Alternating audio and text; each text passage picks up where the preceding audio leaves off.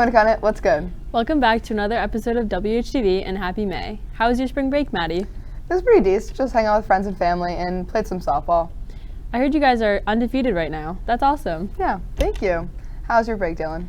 It was good until I heard something frightening about Nashua and their school system. This past weekend, the school district in Nashua reported they had fallen prey to ransomware cyber attacks. These kind of attacks typically target staff and student personal data as school systems and hijackers threaten to release them if a ransom is not paid. Details of the demands of Nashua hackers have not been made public at this time, but in other ransomware attacks on school systems across the country, demands can vary between $50,000 to $100,000.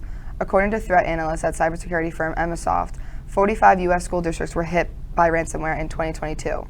Winnicott staff had been asked to be vigilant when opening emails, as attacks like these often come in form of malware that users click on. Speaking of local news, I saw the new plaque above the auditorium. Heard it was dedicated to some Cushing guy that used to go here. This past Monday, the auditorium was officially named after the late Robert R. Cushing, Jr. in a dedication ceremony. Cushing, who graduated from Winnicott in 1970, spent more than 20 years as a New Hampshire state representative. During this time, he fought for issues such as same-sex marriage and the legalization of medical marijuana. One of his long-term battles was for the abolishment of the death penalty in New Hampshire. Cushing experienced a tragedy himself in 1988 when his father was murdered at his family home in Hampton by an off-duty police officer.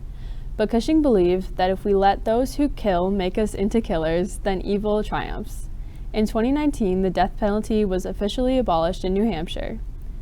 While at Winnicott, Cushing says that he sometimes got into trouble.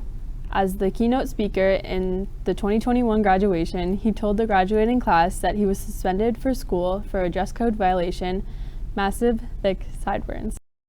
I tell you that story as a way that I hope it'll be a little bit of inspiration for all of you sitting there who, during the course of your high school experience, may have had some challenges with the administration or with teachers and had some disappointments. Just to let you know that, hang on, believe in redemption, and maybe someday, half century from now, you'll be able to stand up here and make some remarks to the graduating class in front of the principal and the school board.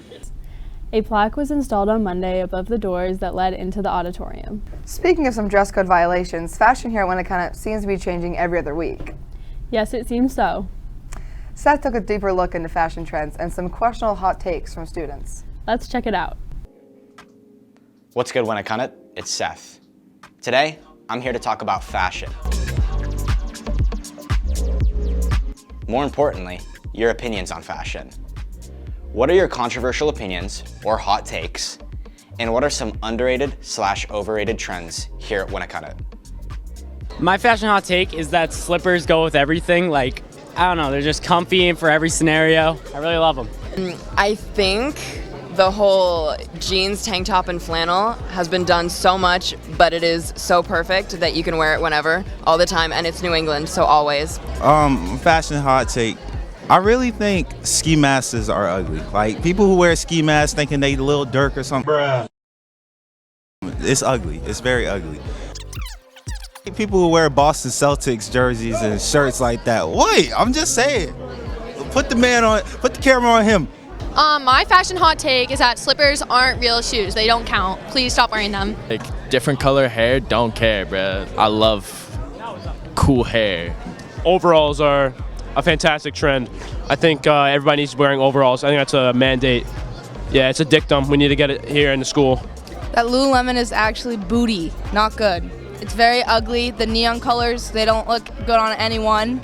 Sonic pink, every girl has that. It's so ugly. Boy, that escalated quickly. Yeah. You just dissed a lot of people, but Socks over the sweatpants is like god-awful. People that wear rings. Like a couple of them. That's not me. That's not my type of look. I think that's a hot take. That's a hot take, bro. I don't really have a hot take for fashion. I feel like if you rep it and you have the confidence to wear it, you can really wear anything. If you don't feel good in it, don't wear it. That's it. You gotta look good, feel comfortable in what you're wearing. My fashion hot take is the cheaper the better. Overrated fashion trend, that has to be dunk lows. You know, overworn, especially by people who who don't actually like especially with SBs, you know, people who don't skate and stuff. And then I think an underrated fashion trend is dunk highs.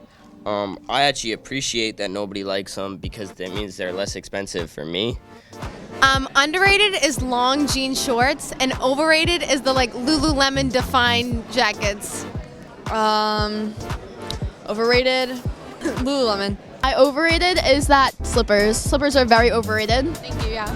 And underrated are furry tails. Like, I used to see kids wearing them all the time, and I was just so disappointed because no one wears them anymore, and I think we really need to bring them back.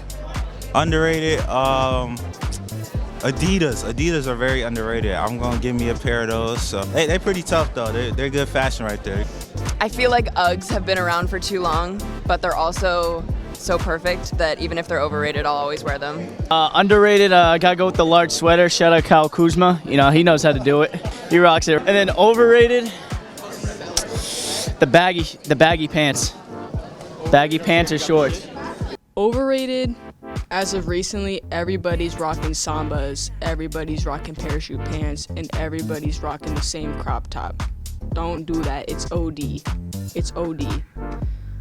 Underrated, Jonah was real with the dunk highs, and then honestly, Jordan 5s aren't getting as much love. Like the Gore-Tex Jordan 5s dropped. Them heat. Sorry, my language. They're heat. That's it. Underrated fashion trend is probably scarves. I think we could bring scarves back. Overrated is probably ankle socks. Don't wear ankle socks.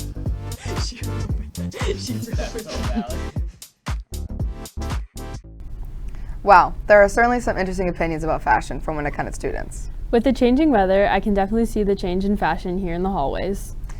Speaking of changing weather, I heard our spring sports are doing very well. They sure are. Let's check out this story as teams start gearing up for the season. It is officially the spring season, and with that comes spring sports. Winnicott sports teams are gearing up and getting ready for the official season. Winnicott spring sports include girls and boys tennis, girls and boys lacrosse, track and field, baseball, softball, unified track, and boys volleyball. This year, the spring season started for athletes in March. Each team went through a number of days of tryouts throughout the week to make varsity or junior varsity for their sport. Once the teams were selected, many of the sports had 2 weeks before their first game. Softball, baseball, and tennis participated in many preseason games and were very successful.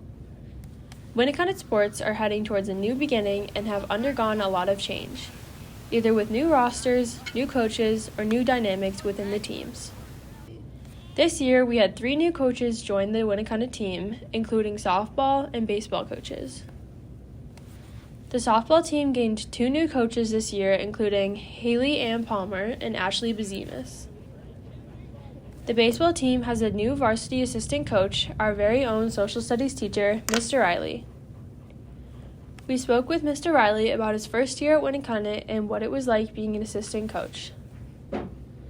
This is my first year coaching here. Last year I taught at Somersworth High School, and I was the JV baseball coach at Somersworth.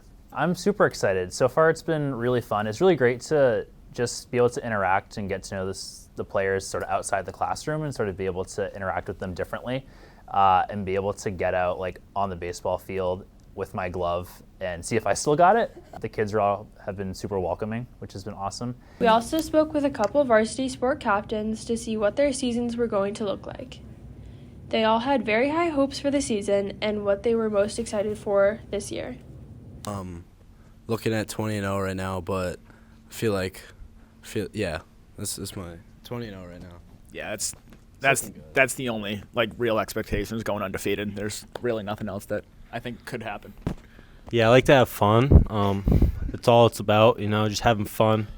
Win or lose, I don't really care about winning at all. I just like to have fun. I honestly think we'll be state champs. Honestly, that's just my prediction. I think we'll be undefeated. Maybe iffy about Oyster River, but I think we'll go all the way undefeated. I think we're not going to have that kind of season.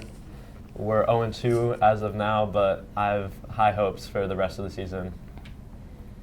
I think we have a lot of really good talent on the team, so I think we're going to have a pretty solid year as long as we stay focused on what we're supposed to do. We have a good group of girls this year. A lot of underclassmen, but they're skillfully there and, you know, they're really good players. Yeah, I think we have a lot of talent on our team, a lot of new talent. We've all been playing since we were little. We've all played club. We've all competed at high levels, so I think we'll go far. Biggest competition, I think, is Londonderry and Pinkerton, but we'll sweep them week 1, so it's not that big of a deal. Then for me, I'd probably say Aaron Aboud. He's got big biceps and a big chest, and for me, I got to try to get as big as him. So, yeah. For girls, Portsmouth and Oyster River, they're always good. Yeah, it's the same for us. Maybe Lebanon. Londonderry, Exeter, and Concord. They're like the 3 biggest teams in the division right now. Exeter is always a big team to play because they're the rival, obviously. Yeah, so we have like Craig Kimbrell out of the pen right now. His name's Miles Pratt. He throws fuzzballs. And then we have a little one. His name's Zach Conlon. He's a little demon, you know, but he'll do good. Me, I think Mr. Riley's our secret weapon. He's a first-year coach for us, and I just think it's an electric environment with him. Oh yeah, we have Polina Makarenka. She's definitely a secret weapon. She plays number 1. She's under the radar right now, but like she plays number 1 for us, and she'll be state champion. We have 4 new freshmen that are on varsity this year, and they're pretty legit. So our offense this year is going to be pretty tight and pretty strong. As our coach William Edwards said, we're a pretty fast team. I think that's our strong suit. So going off of the slappers, I think we're just overall a fast team. Yeah, definitely. Yeah, snack packs are definitely up there. I got an acai bowl with peanut butter Nutella granola. Yeah, honestly just excited for loving the sport again and playing with a full heart and a good mind and balling. This is Dylan and Maddie signing out, and we'll see you next time. Wow. Seems like the captains this year have a lot of hopes for their teams. Seems like it. Good luck to all our teams as they continue to compete this season. Don't forget to check out our drama club this Saturday at 7 p.m. in the auditorium as they perform their own student-written and directed plays. Tickets are only $5. And as always, we hope you guys enjoy this episode, and we'll see you next time. I did my dad.